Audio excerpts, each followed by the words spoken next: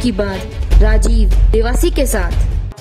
हमारे यहाँ महिलाओं में शिक्षा नहीं है, तो इसलिए वो पहले बचपन में सगाई सरपण होते थे और अभी वो समय नहीं है, इसलिए हमको बदलना है और बच्चों को पढ़ाएं आगे और बचपन में शादी नहीं करें। और महिला में बहुत डर रहता है कि भाई कहीं जाना आना होता है या बच्ची को बाहर पढ़ने भेजे और कैसे भेजे, क्या होगा, डर आता है। और डर तो किस बात का है, डर कोई चीज़ नहीं है, डर तो अपने मन का डर है। और ये अपने मन सही है, अपन सही है तो कोई डर नहीं है, काम सही काम करो, कोई डर नहीं है। तो समाज में एक ये डर वाली बहुत बड़ी समस्याएं रहती महिलाओं में, कौन क्या कहेगा, कहाँ जाना आना होता है, शादीशुदा लड़की होती है, कहीं फंक्शन होता है या कोई शादी हो, कोई भी हो, कहीं जाना आना होता है तो वो नहीं जा पाती है। और वो उनके परिवार वाले भी कहते हैं कि महिलाओं को क्या करना जाके, तो फिर उसको अपनी सोच बदलनी होगी और जाएगी आएगी, वो मजबूत होगी, होशियार होगी। कल क्या बचपन में क्या किसने देखा है जिंदगी में कुछ हो जाए, समस्याएं, कुछ आदमी के कुछ हो गया, क्या हो गया, तो उसके ऊपर आते बच्चे पालने पड़ते हैं, उसको जाना आना पड़ता है, उसका काम कौन करते, तो बहुत समस्या आती है। तो इसलिए हमारे समाज में थोड़ा धीरे धीरे बदलाव आए तो अच्छी है। हम तो बहुत कोशिश करते हैं, हर बार यही बात कहते हैं कि डर तो कोई चीज़ का नहीं है, पर इस डर को कुछ नहीं, मन का डर है, कोई डर वर नहीं है। इसको अपन को बदलना है और मजबूत होना है। बिल्कुल शांति मैम ने जो बताया है कि बच्चियों का ध्यान हमें रखना पड़ेगा, संस्कार हमें देने पड़ेंगे, उनको दबाया नहीं जाए, उनको उनके अंदर जो है कुछ बनने की जो उनको ओहदा पाने की इच्छा है उस पर पूरा परिवार जो है नियंत्रण रखे, उनके साथ रहे। बच्चों का कोई डर नहीं है, लेकिन माँ बाप कमजोर होते हैं जब शिक्षा नहीं है, उसी पर ठीक होता है। क्योंकि माँ बाप कमजोर है तो बच्ची भी कमजोर होगी, तो उसको आप शिक्षा दें, खुद हिम्मत रखें कि भाई देखो किस बात में डरना है। तो बच्ची को माँ बाप को शिक्षा देनी, माँ को शिक्षा देनी होती है। और 5 साल का बच्चा होता है तो माँ स्कूल होती है, इसलिए माँ को ही शिक्षा देनी पड़ती है बेटी को कि बेटा पढ़ो लिखो, आगे कोई साधन नहीं है, अपना घर का होता है एक बात है, पर डर वो तो कोई नहीं है, मजबूत होना पड़ता है। नेगेटिव जो सोच है तो ये तो अपना नेगेटिव सोचते हैं, बाकी ऐसा कुछ नहीं है। तो वो तो अपने घर में संस्कार नहीं होता है, जैसे माँ बाप में संस्कार होते हैं तो बच्चे को संस्कार देते हैं कि बेटा आप सही रास्ते जाना, सही रास्ते आना, अपन को पढ़ाई करनी है, जो सही काम करना उस लिए डरना नहीं है और गलत रास्ते पैर नहीं धरने हैं। और माँ बाप भी ध्यान रखे हमारे बच्चे कहाँ जाते हैं, वो हमारा फर्ज है। और वो अपने माँ बापों का शिक्षा का कमी होती है, इसलिए ये घटनाएं होती है। तो ये तो अपने ऊपर है, वो अपन को फैसला लेना है और मजबूत होना है। तो जिनकी अर्धांगिनी है ब्रेव लेडी शांति राय का, शांति खटाना जिनकी अर्धांगिनी है मिस्टर उमेदा राम जी देवासी मकवाना जो हैं, हम उनका भी परिचय आपसे करवाएंगे। हालांकि वो किसी परिचय के मोहताज नहीं, बहुत ही पुराने व्यक्ति हैं और समाज की हर मीटिंग में बच्चे को जानने वाले और एक गुड मॉनिटरिंग करने वाले और एक गुड मॉनिटर है। अगर MBA आपने करी होती इस समय तो एक मैनेजमेंट का आपको एक बहुत ही अच्छा खासा अनुभव रहा है। मैनेजमेंट की अगर बात करें तो इनका गॉड गिफ्ट एक माइंड जो दिया है भगवान ने, गुड मैनेजर है। कोई भी राय लेने के लिए अगर हम इनको कॉल करते हैं आधी रात को तो ये इस प्रकार से हमें सही तरीके से गाइड करते हैं, तो एक अच्छे गाइडर भी हैं और ऐसे लोगों की समाज में जरूरत भी है। किस प्रकार से आज आप मीडिया को धन्यवाद देना चाहिए, हम ढूंढते यहाँ तक पहुंच गए हैं। मैं राजीव जी और उनकी टीम का बहुत आभारी हूँ जिन्होंने इस मरु क्षेत्र में आकर हमारी साथ संभाल दी और हमारे विचारों को समाज के सामने रखने के लिए अपने लाइव से अपने इंटरव्यू लिया गया और ये साबित किया गया कि उनके लिए चाहे शिक्षित हो अशिक्षित हो, दूर दराज के सारे क्षेत्र उनके अधिकार क्षेत्र में आते हैं। उन्होंने एक अलग जगाने के लिए, समाज में जागृति लाने के लिए, हमारा भी एक मनोबल बढ़ाने के लिए, शांति देवी का भी मनोबल बढ़ाने के लिए, महिला जागृति का मनोबल बढ़ाने के लिए एक साक्षात्कार लिया जो धन्यवाद के पात्र है। मैं उनको बहुत बहुत मन से, दिल से बधाई देता हूँ कि वो ऐसे काम करते रहें और समाज के लिए एक प्रेरणा स्रोत मीडिया का रूप लेते रहें। बिल्कुल बिल्कुल बिल्कुल, आपने भी हमारा हौसला अफजाई की है और आप जैसे व्यक्तियों के लिए अगर हम आकर के आपका इंटरव्यू करते हैं तो काफी लोग देखते हैं, काफी लोग प्रेरणा आपसे लेते हैं क्योंकि आप सीनियर हैं। मैं आपका भी परिचय जानना चाहूंगा, आप बाड़मेर के यहाँ के बासिंदा हैं या आसपास के गांव से आप यहाँ आकर के बस गए? मेरे दादाजी यहाँ आगे थे और मेरे दादाजी PWD चौकीदार थे, मेरे पिताजी रेलवे में ड्राइवर थे। हम 4 भाई बहन हैं।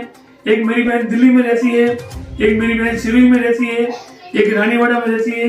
मैं बिजली बोर्ड में सहायक लेखाधिकारी के पद पर कार्यरत हूँ और मेरी रुचि भी इन्हीं विषयों में रहती थी कि समाज के जागरूकता आए और समाज में सजगता आए, यही हमारा परम लक्ष्य था। मीडिया को मैं धन्यवाद दे रहा हूँ कि हमारी बातों को लोगों में लाकर एक अच्छी प्रेरणा के स्रोत बने। देख सकते हैं 3 पीढ़ी से कर्मचारी हैं सरकारी और यहाँ पर अच्छा खासा इनका रुतबा है, अच्छा खासा बंगला भी बना हुआ है। बाड़मेर के अंदर यहाँ पर बच्चा बच्चा इनको जानता है। हालांकि राजस्थान के अंदर मैंने बताया आपको जो पुराने लोग हैं, क्योंकि इन्होंने उस समय खूब संघर्ष किया है, तो यहाँ पे खास तौर से आप सीनियर है सरकारी वर्ग के, उनका तो आप विशेष ध्यान रखते हैं। जो आज के नए बच्चे हैं जो और कोई अगर आगे जो है तैयारी कर रहा है, उनको भी आप गाइडेंस देते हैं। किस प्रकार से परिप्रेक्ष्य आप देखते हैं? उस समय का एक माहौल जो था, उस समय सोशल मीडिया नहीं था, उस समय लोग कम थे उस समय, लेकिन आज तो खूब जगह जगह पे सरकारी वर्ग, बाहर देखो तो दुकान, खूब सारे लोग, गलियों की गलियां जो है, कुछ आपको लग रहा है कुछ उत्थान हुआ है? हमने वो जमाना देखा है जब पोस्ट कार्ड लिखकर एक दूसरे को लिखते थे समाज की जागरूकता के लिए, उनकी रिप्लाई आया करती थी। ढाणी जाने के लिए साधन नहीं होते थे, इक्के दुक्के लोग पढ़े लिखे होते थे, अनपढ़ संख्या बहुत ज्यादा थी, शिक्षा बिल्कुल नहीं की बराबर थी, महिला शिक्षा तो बिल्कुल भी नहीं थी। हम उसके लिए प्रयास कर रहे थे बार बार कि भाई किसी तरह हमारी समाज में शिक्षा का अलग जगह है।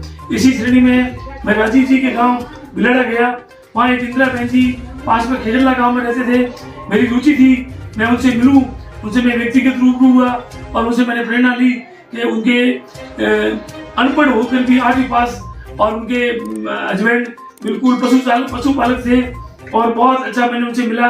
मैं उनके छोटे भाई संजीव जी गए थे, सारा उनका व्याख्यान लिया, संज्ञान लिया और मैं दिल में एक रुचि आई कि हमारे महिला में भी पहली महिला थी जो टीचर के रूप में राजीव जी के पास के गांव में कार्यरत थी।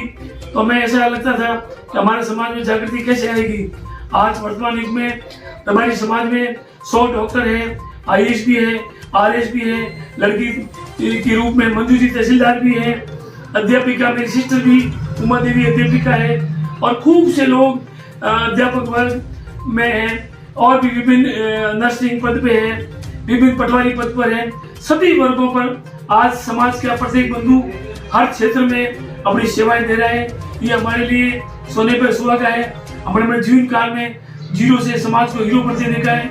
आज पशुपालक छोड़कर लोग साउथ में, कर्नाटक, बेंगलोर में अपना वर्चस्व बनाए हुए हैं। अपने जमाने के कई बड़े बड़े प्रतिष्ठान हैं जो आज अन्य समाजों की तुलना में बहुत ही अच्छे हैं।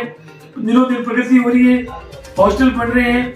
ये हमारे लिए एक बहुत बड़ा, अभी एक सम्मेलन हुआ आदिवासी क्रांति, ये भी एक समाज में एक ऐतिहासिक है। प्रत्येक जगह अलग अलग संस्थाएं चली जा रही है। पत्रकारिता के रूप में हमारे पास मीडिया उपलब्ध नहीं था हमारे समाज का, लेकिन राजीव जी ने ये मीडिया उठाकर हमारे समाज को गौरवान्वित किया।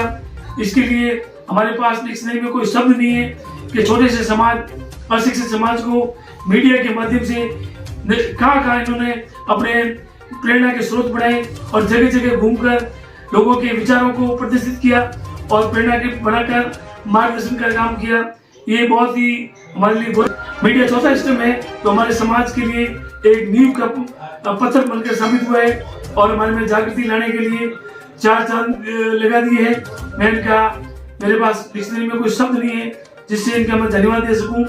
समाज के गौरवशाली व्यक्ति हैं जो समाज को अच्छी राह दिखाने के लिए अपना जीवन न्यौछावर कर रहे हैं। बिजनेस को छोड़ते हुए भी इन्होंने मीडिया, ये योग के गुरु हैं, हर जगह योग कराते थे, लेकिन इन्होंने सोचा कि मेरा समाज मीडिया की दृष्टि से पिछड़ा हुआ है, इसलिए इन्होंने योग के साथ साथ अपना समाज सेवा के रूप में ये मीडिया उठाया जो समाज के लिए बहुत ही गौरवपूर्ण है।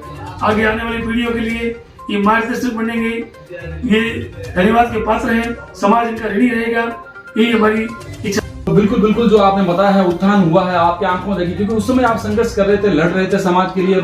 उस समय जो आपकी लड़ाई थी कि समाज जो है अग्रसर हो, तो वो अब आप अपनी आंखों से जब आप देख रहे हैं तो इनको एक बहुत ही संतुष्टि और खुशी मिल रही है। उस 10 साल 20 साल पहले की बात और अब की बात नहीं, जब ये आप देखते हैं, जब भी कोई कर्मचारी देखते हैं सरकारी, जब भी कोई अच्छा कोई यूनिक काम करते हुए देखते हैं तो आप उनको आशीर्वाद देते हैं, बड़ी खुशी आपको मिलती है। तो ये थी एक बहुत ही नायाब जोड़ी मिस्टर उमेदा राम जी देवासी मकवाना, जो कि बिजलीघर में बहुत ही अच्छे ओहदे पे हैं, और उनकी वाइफ शांति खाटाना, दोनों ने ही बहुत ही अच्छी मुहिम शुरू की और सोशल मीडिया के माध्यम से इन्होंने बहुत ही अच्छा कार्य करना शुरू किया। कई तरह के ऐप जो है उसमें आप जुड़े हैं और लोगों को एक कर रहे हैं। तो बने रहिए मेरे साथ, एक और हस्ती से मैं आपको मिलाऊंगा जल्द ही।